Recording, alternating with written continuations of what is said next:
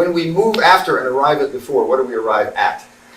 Ha! Ha! This is the big question, semantic question here. I think, you know, if you ask yourself that, what is this all talking about? The usual interpretation is it's kind of like, well, I've seen it translated, he moves, when he moves, I move first. Mm-hmm.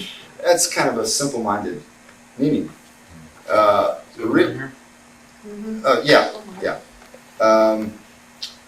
When what you are getting to first is the Taiji. That is to say, when we're in some kind of situation where I have 2 points, and as Mr. Ju used to say all the time, to do Taiji, I need 2 points. I have these 2 points, which is, by the way, an interesting point. This is what Kadishnikov said to his students in his Russian class. You have to have 2 points. So you kind of make another point, and then you can control the person. You know? So if I have 2 points like this, and he pushes on one of them, this is my opportunity to create the Taiji. I've got this force. I yield to this force, but I return it over here with the circle of advance, and then I have a central earth. So what I have done is establish a fulcrum here immediately that I can feel a fraction of a second before he feels it. Why? Because he can't listen while he's attacking. So I'm completely listening. I find this Taiji. Now, if I make the mistake of simply attacking him with this Taiji, he can, no, you got to zoom. He can use it against me by creating a bigger Taiji on another dimensional level, if you know what I mean. I'm not speaking mystically here. But this is, what he does is, in other words, once I create the Taiji, I have control of this fulcrum. Now, this is actually very powerful. If he doesn't know what to do with it, I can control him with this fulcrum quite easily. What I do notice the hands stay balanced here. I can't, like, get out of whack. So he may be still moving. So even as I control him with the fulcrum, I have to keep changing. You can move more and more than this. So I can, this is also one of the reasons when you turn, you must open and close the bird's nest. This kind of double weightedness of the arms is if I turn, if he turns me and I turn the waist, this pressure appears on him unevenly. Mm-hmm. But if I turn the waist and this happens, I can keep the fulcrum right in between us. You keep fighting him with this.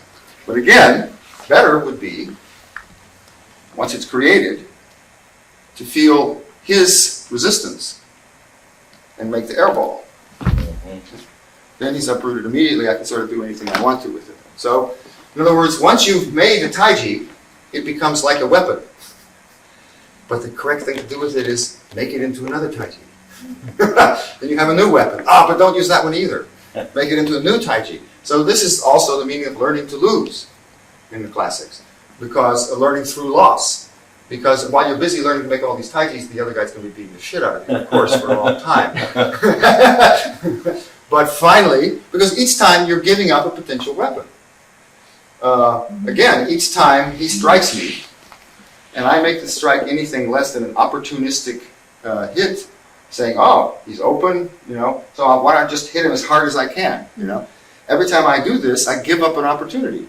This might work, but suppose he neutralized this overamp hit, then I'd be in a terrible position. So you're gambling that you've gone above the skill of the other person. Mm-hmm. So the really cool way to play with Taiji is to assume your opponent is a Taiji master also. And when he isn't, it's kind of like, oh, how disappointing as you knock him over. You know? But don't make any assumptions that he can't do back to you what you're doing to him on this, like I say, the next level. This is another reason that Taiji teachers and masters or whatever can do apparently lots of mistakes and still win.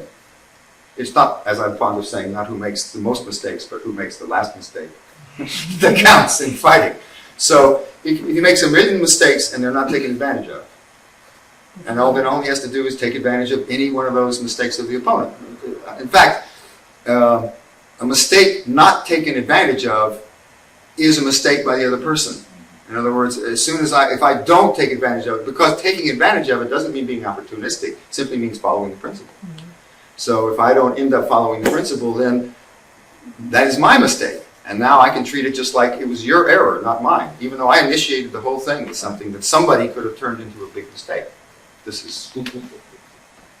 So anyway, you're trying to, like I say, when you leave after and arrive before, you're leaving after the original force, but you're arriving literally at a higher dimension so you can fight the person with something more effective. And that's what you arrive before at. So there's that classic out of the way.